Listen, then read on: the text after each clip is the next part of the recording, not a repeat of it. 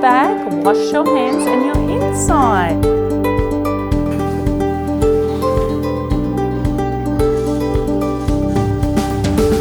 Fruit time has finished. Inside Packaway has finished. What can we do after we finish building? Play with some cars. Look at Naomi.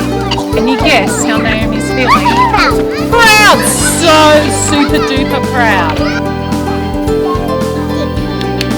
Now let's find.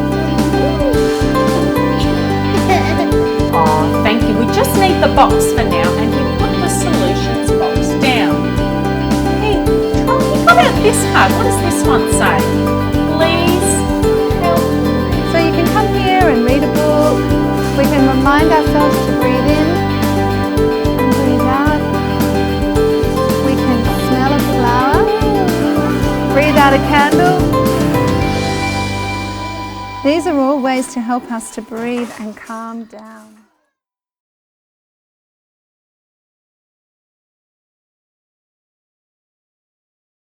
Hi, I'm Janine Swalwell. I'm a psychologist and educator working at Monash University.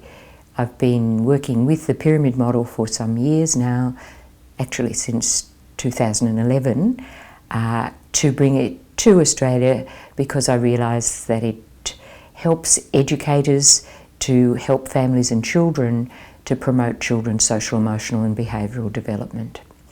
The pyramid model is best practice. It's best practice because it enhances educators' understanding of how to take what they understand in terms of responsive education and to bring that together for those children who need extra support with intentional teaching.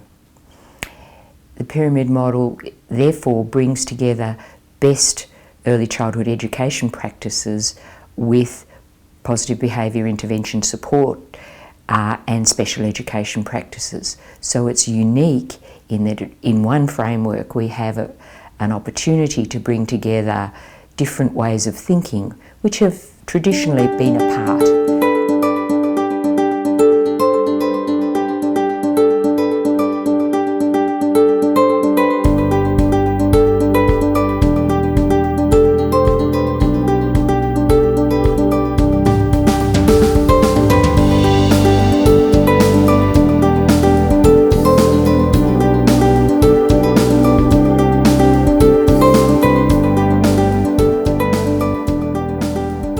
I was working as a project officer with SCAN, which was supporting children with additional needs through Care West, and we wanted to put together an inclusive model for coaching and supporting educators in their capacity to be inclusive in mainstream early childhood services and preschools particularly. So we actually explored the pyramid model due to Mary-Louise Hemmeter having been in Sydney and providing training to education leaders. And so we knew about it, and I hadn't been at that training, so I came at it secondhand, did a lot of research on the internet and was very excited about this model. In particular, we were looking for an inclusive measure and found that the Teaching Pyramid Observation tool was going to be absolutely perfect for what we were hoping to achieve.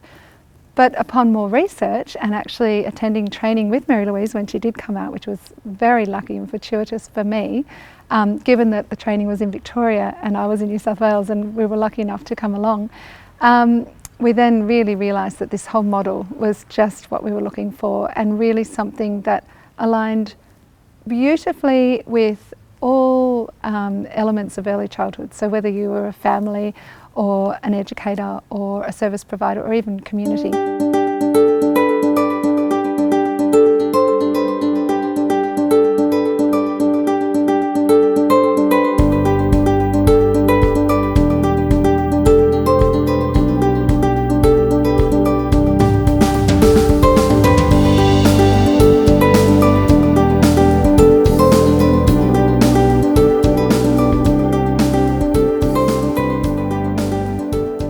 There are a number of unique ways or unique practices within Australia that are important that are slightly different to what happens in America.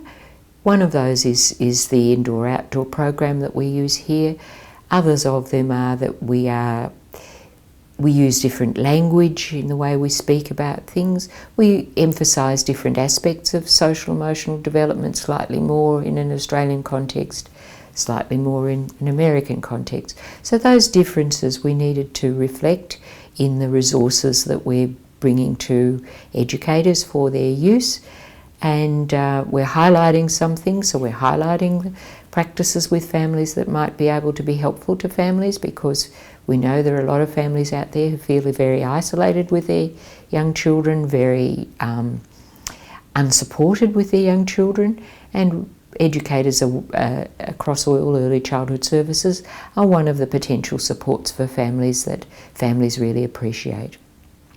We also know that families with children with additional needs really value their children being included within all early childhood contexts, all contexts across the community, and we know that pyramid model practices help educators to be able to include children.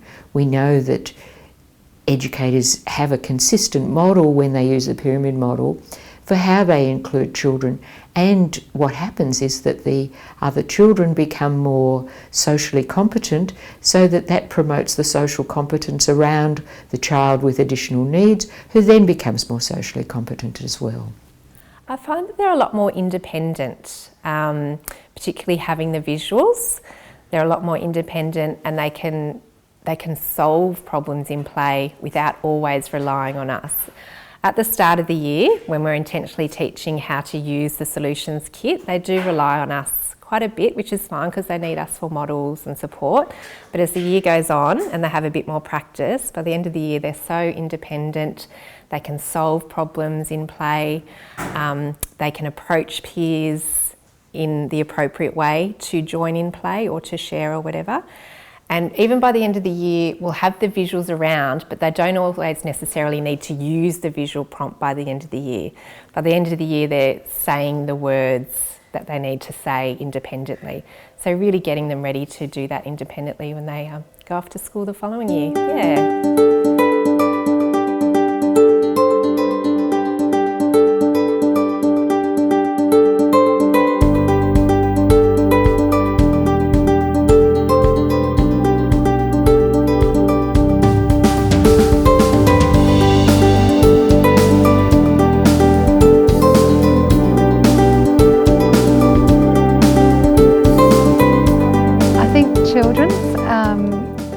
Particular experiences with the pyramid model are so much around the social development, social skills and emotional literacy, but that can come through any element of the model. And I keep doing this visual of the pyramid being that we're focusing on relationships and environments, but also this element of intentionally teaching social emotional skills. And those skills do come at any stage in the pyramid, but particularly they're learning about how to solve common social problems like how to share, how to take turns, how to ask for help and what it is that they're asking for. So they're not actually asking for an adult to do something, they're asking for help in solving a problem, an issue.